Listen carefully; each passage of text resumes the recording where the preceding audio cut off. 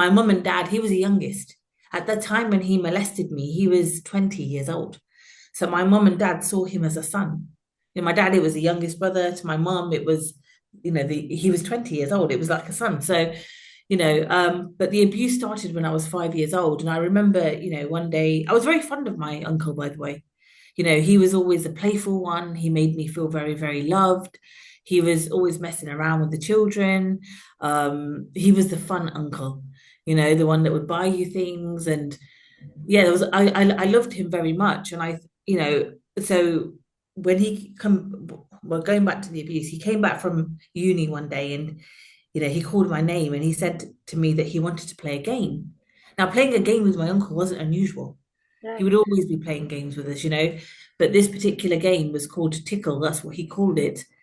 Oh, Um, and he told me to take off my underwear and sit on his chest, and that was, and he performed oral sex on me, and that was the beginning of the abuse when I was 5 years old, and it spanned until I was 8 years old. So it kind of progressed to me then doing that to him, him getting to me to do that to him, and then progressed further into, him inciting things inside me and things like that. Um, but as I said,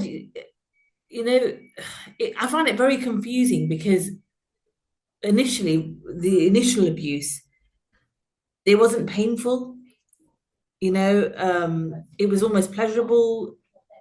I loved my uncle, he wasn't hurting me. It was almost like I felt like it was a special game between me and him. I felt special, I felt loved. It was